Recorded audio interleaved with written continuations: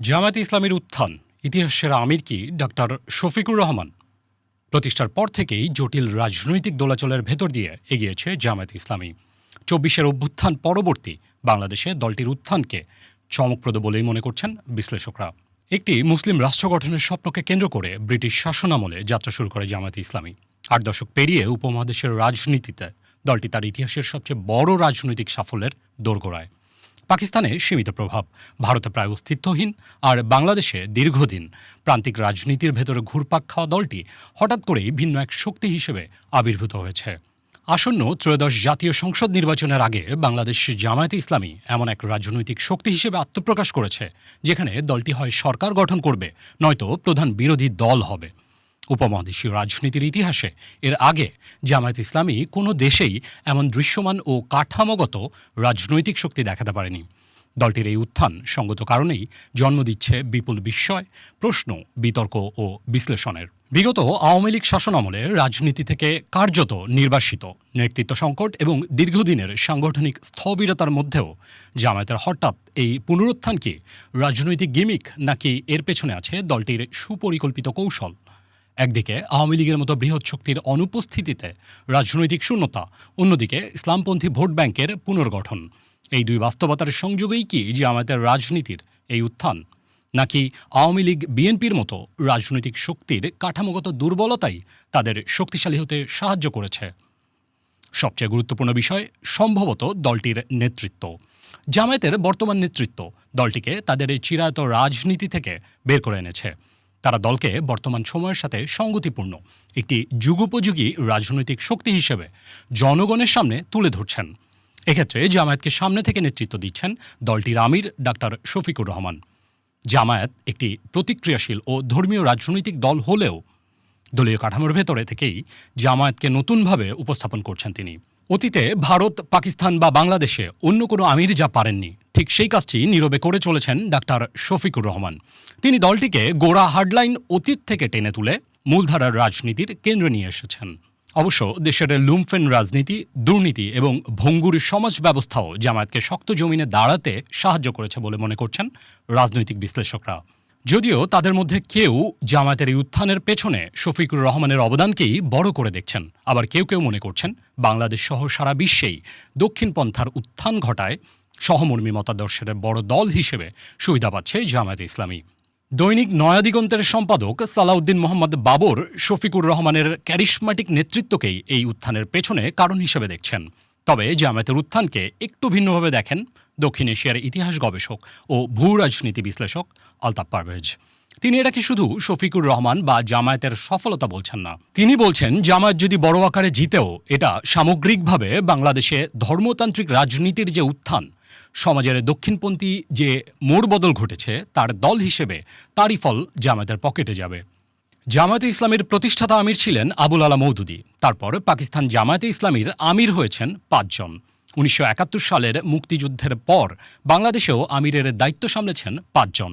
এই পর্যন্ত বাংলাদেশের জাতীয় নির্বাচনগুলোতে জামায়াতে ইসলামী সর্বোচ্চ ১৮টি আসনে জিতেছে, আর মোট ভোটের ১২.১৩% বেশি পায়নি।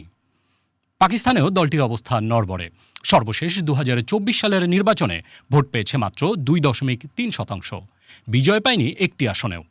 আর তাই বাংলাদেশে জামায়াতের সাম্প্রতিক উত্থানকে চমকপ্রদই মনে করছেন বিশ্লেষকরা। বিভিন্ন জরিপেও উঠে আসছে দলটির বিপুল ভোট বৃদ্ধির পূর্বাভাস। যুক্তরাষ্ট্রভিত্তিক ইন্টারন্যাশনাল রিপাবলিকান ইনস্টিটিউটের ডিসেম্বরের এক জরিপে দেখা যাচ্ছে বিএনপির সমর্থন যেখানে ৩৩%, সেখানে জামায়াতের ২৯%। আল জাজিরার এক প্রতিবেদনে বলা হয়েছে বাংলাদেশের কয়েকটি সংস্থার জরিপে জামায়াত আরও এগিয়ে রয়েছে। ফলে ১২ তারিখের ভোটের পর জামায়াত হয় বিরোধী, না হয় সরকারি দল হচ্ছে, এটা পরিষ্কার। যাই হোক না কেন, এটাই হবে উপমহাদেশের রাজনীতিতে জামায়াতে ইসলামের সবচেয়ে বড় রাজনৈতিক সাফল্য। আর সাফল্যের এই মুকুট যতটা দল হিসেবে জামায়াতের, তার চেয়েও বেশি শফিকুর রহমানের। ঢাকা বিশ্ববিদ্যালয়ের রাষ্ট্রবিজ্ঞানের অধ্যাপক সাব্বির আহমেদের মতে বিরোধী দল হওয়াটাও জামায়াতের জন্য বড় অর্জন, যাকে তিনি বলছেন দলটির জন্য একটা মাইলস্টোন। এক জরিপের প্রসঙ্গ টেনে তিনি বলছিলেন, আওয়ামী লীগের ১৩% ভোট জামায়াতে যেতে পারে। প্রতিষ্ঠার পর থেকেই জটিল রাজনৈতিক দোলাচলের ভেতর দিয়ে এগিয়েছে জামায়াত। অবিভক্ত ভারতে ব্রিটিশ শাসনের সময় ১৯৪১ সালে মাওলানা আবুল আলা মওদুদীর উদ্যোগে ইসলামী সংগঠন হিসেবে যাত্রা শুরু হয় জামাত ইসলামীর। শুরুতে এটি ছিল একটি সামাজিক সংগঠন। লক্ষ্য ইসলামী আদর্শভিত্তিক একটি ঐক্যবদ্ধ ভারতীয় রাষ্ট্র গঠন। কিন্তু ধর্মের ভিত্তিতে ভারত ও পাকিস্তান রাষ্ট্রের ধারণা সামনে চলে এলে জটিলতায় পড়ে যায় তারা। দলটি প্রতিষ্ঠার ৬ বছর পর উপমহাদেশ ভাগ হয়ে যায়। হিন্দু সংখ্যাগরিষ্ঠদের নিয়ে ভারত এবং মুসলিম সংখ্যাগরিষ্ঠদের নিয়ে পাকিস্তান রাষ্ট্র গঠিত হয়। এতে কিছুটা হলেও ধাক্কা খায় জামায়াতের ঐক্যবদ্ধ ভারতীয় রাষ্ট্র প্রকল্প। তবে একই সাথে তাদের জন্য একটা সুযোগ হয়ে আসে। পাকিস্তানকে প্রকৃত ইসলামী সমাজে রূপান্তরের লক্ষ্যে কাজ শুরু করে দলটি। মওদুদী ছিলেন আধুনিকতা ও ধর্মনিরপেক্ষতার কঠোর সমালোচক। ১৯৫০-এর দশকে রাজনীতিতে আরও সক্রিয় হয় দলটি এবং কঠোর বিরোধিতা করতে থাকে ধর্মনিরপেক্ষ চিন্তার। আহমদিয়া সম্প্রদায়কে অমুসলিম ঘোষণার দাবিতে জামায়াত ও অন্যান্য কট্টর সুন্নি গোষ্ঠীর ভূমিকা পাকিস্তানে সাম্প্রদায়িক রাজনীতির সূচনা করে, যার প্রভাব আজও রয়ে গেছে। নানা পরিক্রমায় জামায়াত ইসলামী কঠিন রাজনৈতিক পরীক্ষার মুখোমুখি হয় ১৯৭১ সালে মুক্তিযুদ্ধের সময় এবং শেষ পর্যন্ত দলটি পাকিস্তানের পক্ষে অবস্থান নেয়। দলটির নেতারা পাকিস্তানের পক্ষে ব্যাপক প্রচারণা চালান এবং মুক্তিযুদ্ধের বিরোধিতা করেন। তাদের নেতৃত্বে আল বদর, আল শামস রাজাকার বাহিনী শান্তি কমিটি গড়ে তোলা হয়। পাকিস্তান সেনাবাহিনীর সহযোগী শক্তি হিসেবে এসব সংগঠন গুরুতর মানবাধিকার লঙ্ঘনে জড়িয়ে পড়ে। গণহত্যা, লুটপাট, নির্যাতন ও ব্যাপক যৌন সহিংসতায় এসব বাহিনী জড়িত ছিল বলে হিউম্যান রাইটস ওয়াচ সহ বিভিন্ন মানবাধিকার সংগঠনের প্রতিবেদনে উঠে আসে। মুক্তিযুদ্ধে পাকিস্তান পরাজয়ের মধ্য দিয়ে আপাত মৃত্যু ঘটে জামায়াতের রাজনীতিও। তবে বাংলাদেশে ও পাকিস্তানে আলাদা সংগঠনে বিভক্ত হয়ে যায় দলটি। স্বাধীন রাষ্ট্র হিসেবে যাত্রা শুরুর পরই ১৯৭২ সালে বাংলাদেশে জামায়াত ইসলামী নিষিদ্ধ হয়। কিন্তু ৭৫-এ রাজনৈতিক পট পরিবর্তনের পর বিএনপি প্রতিষ্ঠাতা জিয়াউর রহমানের আমলে ১৯৭৯ সালে আবার মঞ্চে ফিরে আসে দলটি। কিন্তু তত্ত্বাবধায়ক সরকারের দাবিতে আওয়ামী লীগ আন্দোলন শুরু করলে জামায়াতের জন্য আবারও সুযোগ আসে। দলটি আওয়ামী লীগের পাশাপাশি একই দাবিতে আন্দোলন শুরু করে এবং ১৯৯৬ সালের নির্বাচনে এককভাবে ভোটে লড়ে ৩টি আসনে বিজয়ী হয় দলটি। এরপর আবার বিএনপির সঙ্গে জোটে ভিড়ে যায় দলটি। ২০০১ সালে দুজন মন্ত্রী নিয়ে সরকারের অংশ হয় জামায়াত।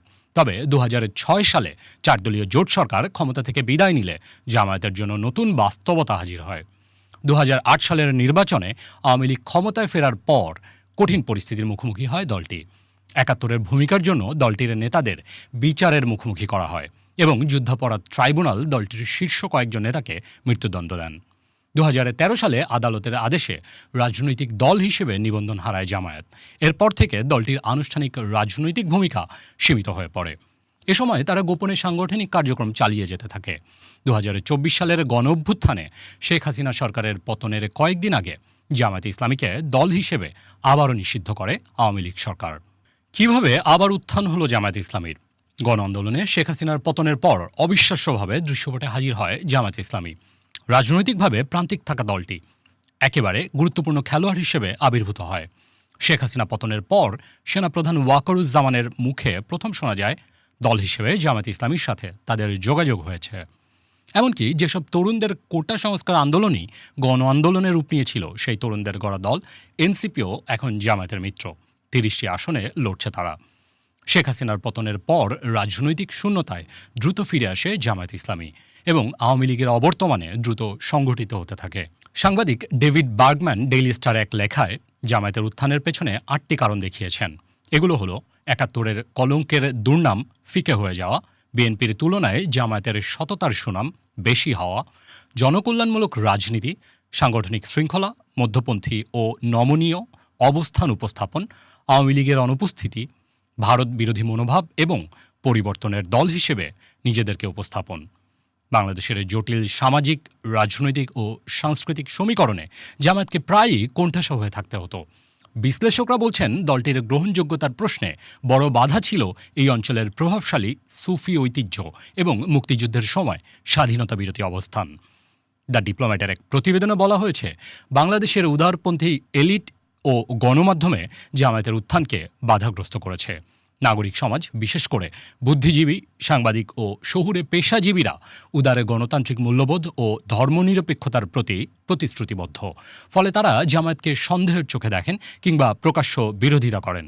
আর তাই জামায়াতের ঐতিহ্যগত ইসলামপন্থী প্ল্যাটফর্ম প্রভাবশালী শহুরে মধ্যবিত্তের কাছে আকর্ষণীয় হয়ে ওঠেনি, যা দলটির বিস্তারে বড় বাধাও হয়েছিল। কিন্তু শিক্ষার্থীদের নেতৃত্বাধীন জুলাই বিপ্লবের পর নিজেকে নতুনভাবে উপস্থাপনের একটি অপ্রত্যাশিত সুযোগ পেয়ে যায় জামায়াত। ডিপ্লোম্যাট লিখেছে, আন্দোলনটি প্রতিষ্ঠিত রাজনৈতিক ব্যবস্থার ভিত নাড়িয়ে দেওয়ায় জামায়াত ভাবমূর্তি পুনরুদ্ধারের সুযোগ দেখে এবং পরিবর্তনের পক্ষে নিজেকে বিপ্লবপন্থী শক্তি হিসেবে তুলে ধরে। এই কৌশল দলটিকে নতুন করে জাগিয়ে তোলে, গণমাধ্যমে উপস্থিতি বাড়ায় এবং জনসমর্থনে গতি আনে। বিপ্লবের চেতনা ধারণ করে নিজেদের প্রগতিশীল ও অন্তর্ভুক্তিমূলক শক্তি হিসেবে প্রজেক্ট করছে জামায়াত। আর এই কাজটি হয়েছে জামায়াতের আমির ডাক্তার শফিকুর রহমানের নেতৃত্বে। মূলত এটাই তার সবচেয়ে বড় সাফল্যের একটি। দাতব্য কাজে জামায়াত সাংগঠনিক শক্তি প্রয়োগ করে, দলীয় প্ল্যাটফর্ম নতুনভাবে সাজাতে শুরু করে, অন্তর্ভুক্তি, মানবাধিকার ও সামাজিক সমতার মতো বামধারার সঙ্গে যুক্ত নীতিগুলোকে গ্রহণ করে। দলটির নেতারা প্রকাশ্যে সমতা ও সামাজিক ন্যায় বিচারের কথা বলছেন এবং ইসলামী কল্যাণ রাষ্ট্রের ধারণা তুলে ধরছেন। সবার জন্য আর্থিক নিরাপত্তা ও সামাজিক সুরক্ষার প্রতিশ্রুতি দেওয়া হচ্ছে। সংখ্যালঘু নিয়ে ভাষ্য বদলেছে, প্রথমবারের মতো হিন্দু ধর্মাবলম্বীকে প্রার্থী করা হয়েছে এবং মুক্তিযোদ্ধাদের দলে ফেরানো, ৭১-এর জন্য ক্ষমা চাওয়ার প্রসঙ্গও এসেছে। আর জামায়াতে ইসলামী এসবই করছে শফিকুর রহমানের নেতৃত্বে। জামায়াতের রাজনৈতিক প্রকল্প কতটা বদলেছে অনুমান করা কঠিন, কিন্তু দলকে নতুনভাবে উপস্থাপন করা হলেও দলটির কাঠামোর মধ্যেই এমন কিছু বিষয় আছে যা আধুনিক বিশ্বের সাথে সঙ্গতিপূর্ণ নয়।